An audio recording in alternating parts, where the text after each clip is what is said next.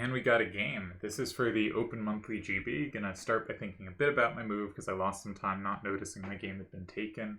I do have two 8-8 corners, so it looks pretty likely I can chuck one of them, specifically 3, 2, 8, 8, and 3, and not have to think too much because they do have the other one covered. I don't feel I'm giving up too much directional weakness on that because I have kind of 4 perfect corners and a side to side. This just looks like a pre-made hand. We'll say best of luck. And check if there's any coverage here. Second card and fifth card would need a 1 facing up from 5. Third card would need a 3. Their hand sucks. Sorry. Yeah, I'm just going to play the 8-8 corner. In the meantime, to give a sense of standings, I have fallen to second, partially through inactivity, but partially because Yevon has gone on a phenomenal tear. And I'm actually probably in third, because I won a game against Scythe. He didn't play anyone else. It's probably going to be taken off the record, in which case I will drop to third. I'm either on 12 wins, 5 ties, and 0 losses, or 11 wins, 5 ties, and 0 losses. Delial's gone on a very nice run. He's up to third with 40 points. I'm at 41 or 38, but Yevon is at 49. He has played 4 more games than me, and if that game is stricken from the record, he's played 5 more games than me, but I'll need 11 points from those 5 games, which I think is very hard. That's like 3 wins and 2 ties just to catch up. One of our games left is against each other, which helps my odds, but I think at this point, Yevon has to be pretty big favorite, though it helps that Villalva got a truly horrendous hand here.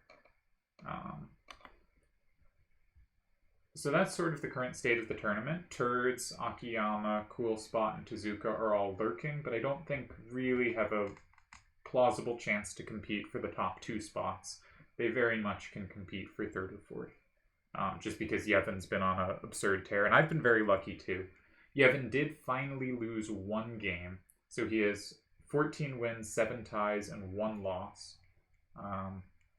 And he lost to Reddick, who honestly I should have lost to when I played him. That was a kind of weird game. He really chucked it at the end. In the meantime, the Chess World Championship is happening, and I was just going to spend this whole video talking about chess, and I may still do that, because I felt like it would entertain me at least.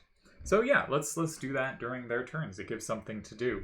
And then once they've made a move, I'll be refreshing constantly, as is my habit. We'll figure something out. So I like to go through the lineage of world champions. So starting in the mid-1800s, we have our first kind of unofficial world champion. Some people have a whole bunch of unofficial world champions they count. I really think there's one worth talking about. So the one we're going to talk about is Paul Morphy. And the setting of this is we're in the mid-1800s, and chess is very romantically played. Everyone is sacrificing at every opportunity. They're playing these insane combinations. There is very little positional understanding. Games are determined much more often by attacks. Sacrifices are ever present. It is a very exciting, unsound time of chess. And the best chess is being played in Europe by a pretty large margin. And Paul Morphy is an American who plays with his dad and gets really good, just like crushing his dad. I don't really know who else he was playing. I forget where he's from. I want to say like Louisiana, but that's probably wrong. And he just starts crushing people, and he goes to New York, which is the main chess center of the US at that time. Also, arguably now, though now it's probably St. Louis, but that's a feature of the last decade. And he's just crushing people, and he's playing like without his queenside rook and just crushing people. But, you know, he's not really playing people that are good, which sort of makes it more remarkable, because it's really hard to get great at a game when there's no competition to like hone yourself against or learn from. So just this phenomenal talent for the game. He's very young, you know, early 20s or late teens. He goes to Europe, he tours there, he really beats the people there pretty badly. His most famous game was this Duke and this Count really wanted to play him in a chess game. It's the Duke of Isouard and the Count of something, or the Count, I don't know. I always forget. And they're like, hey, Morphy, want to play a chess game? And he's like, chess is kind of boring. I'm too good at it and everyone else is terrible. And they're like, okay, want to go to the opera? And he's like, okay, I'll go to the opera with you guys. So they go to the opera and they're in their booth because, you know, they're royalty or nobility. And they pull out a chess set and they're like, aha, let's play. And he's like, fine, I'll make moves while watching the opera. And kind of half paying attention, he plays what's often considered one of the greatest games ever played. It's a magnificent game. And destroys them in beautiful fashion. So he's very fun. He plays this open attacking chess, but a bit sounder than all the other contemporaries. We have a move. All right, so they have no threat in 2, and they have a threat in 6. So my instinct is to block 6 and to block 6 safely. His hand really was just miserable here. And I probably shouldn't insta-move because the 4-7-8-5 is pretty powerful. It's a really useful card because it means anything he puts in 2, it makes sure both that is not safe, but also that I can capture it safely. So there is some reason to think I should, if I can, play something else in 6 besides 4-7-8-5. But I'll be honest, 4-7-8-5 looks really tempting.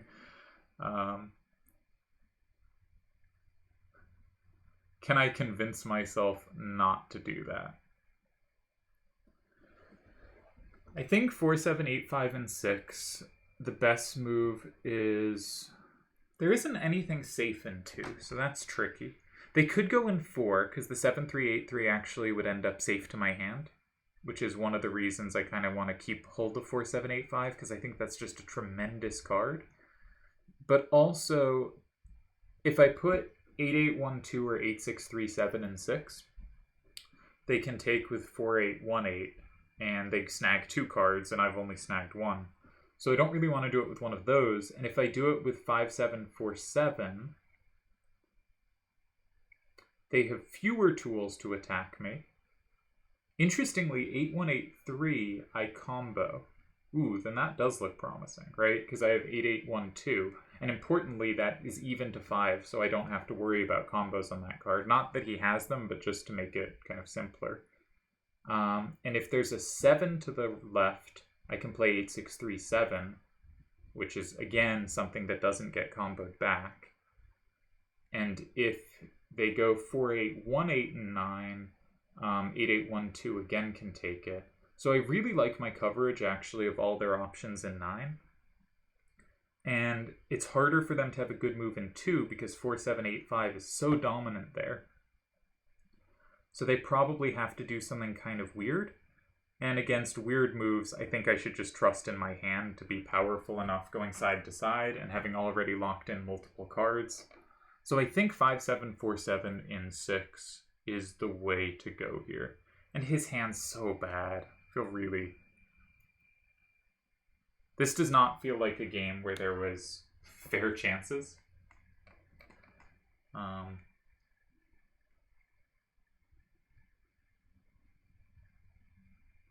Because the hand's bad. So back to Paul Morphy.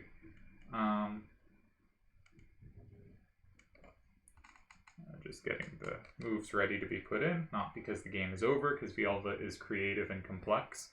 But, alright, back to Paul Morphy. So, brilliant, creative player. Dies really young. Dies at 27, so he's part of the 27 club, along with, various rock stars. I believe he died at 27. I heard a rumor that he died in a bathtub surrounded by women's shoes, which gives off real serial killer vibes. So, a bit skeptical about him as a human being based on what I've heard. But phenomenal player. Really one of those players that comes out of nowhere with no training or stuff around them to help them get as good as he got. Some people consider him the best of all time. I think Bobby Fischer once listed him either in his top few players or as the absolute best. Just this really fantastic talent out of nowhere.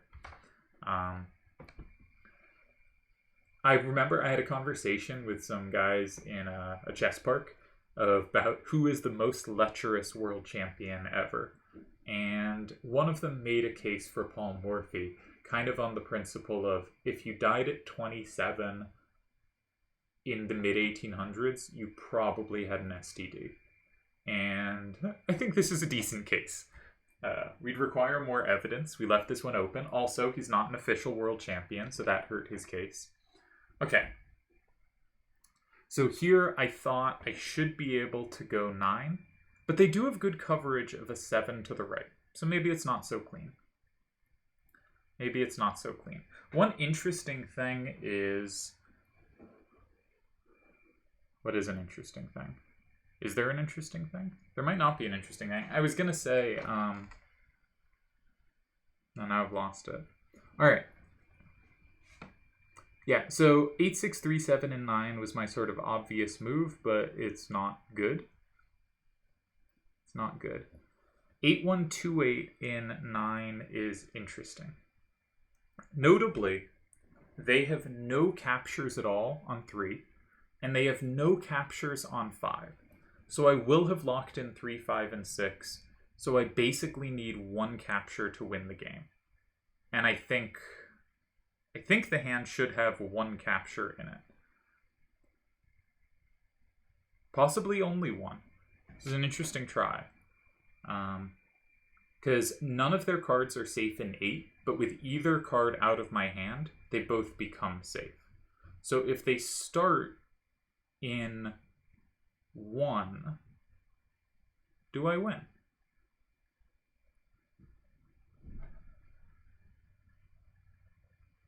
I kind of don't think so. So what I think I should do is play, sort of to my surprise, because I thought this was such an important sweeper, but I don't think it is anymore, play 4, 7, 8, 5 in 9. It doesn't set them up anywhere, and 8, 1, 2, 8 is guaranteed a capture in the bottom row if they go 8. So that's actually a really important card for me to hold on to, and I think 4, 7, 8, 5 in 9 is the thing that gives them difficulties. They still have no way to capture 5. They have no way to capture 3. I'm up a card, so they'll need to capture. That means they'll need to capture 9 at some point, and I will combo back. They can combo the card in 9, but nothing else flips. 6, 7, 2, 7, we're not worried about. Yeah. Really poor hand for them. I think he defended it kind of... gave sort of as much trouble as, you know, it's plausible to give in a position like this. But it really is just a horrendous hand. And very hard to make anything happen with. Which is a real shame. Villalva's an interesting player. And I think that was visible here.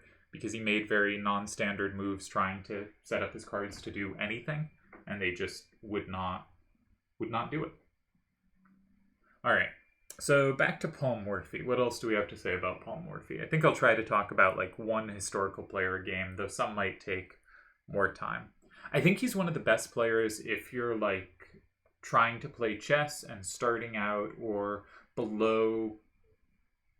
Honestly, you could set a pretty high level, but especially if you're below, say, 1500. I think he's one of the best players to look at because he plays really open games. And one thing about looking at top players nowadays is, let's say someone makes a move and there's a big idea behind the move. And the opponent makes a move specifically and only designed to prevent that, but that otherwise is a weird, strange move. To the amateur looking, it can, you didn't see the big idea because it was prevented. So you didn't learn like the main tenets of the position. And B, you also saw this really weird move in reply, and you might think that's a normal move to make, rather than something very specific to this exact position. And so I think looking at more modern games, unless one is careful, it is really easy to kind of pick up bad habits, because high-level chess is so specific, and unless you can understand those specifics, a bunch of the moves you see will not be all that useful. So, all right, he's made a move, and I will reply with 8637 in 2. Because 8128 is my big finish. At this point, actually, I don't need 8128 because they used, yeah, their problem was if they used a card, maybe they could have used 4857. I guess we'll keep 8637 now, just because it plus walls both 6s, plus wall is on. So we'll keep that one.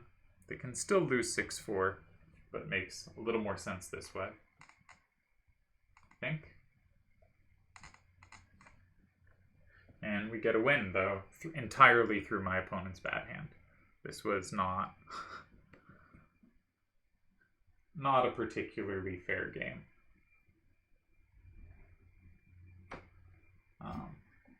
Yeah, so Paul Morphy, though, his games, his opponents put up kind of low resistance, but also the resistance that lets him show all the beauty of his ideas. And he plays really good, interesting chess that's fun, it's attacking, it's these wide open positions that tend to be similar to the openings people play as they're kind of at that below 15, maybe I should say even 16 or 1700 level. And I'm going to put in the last moves.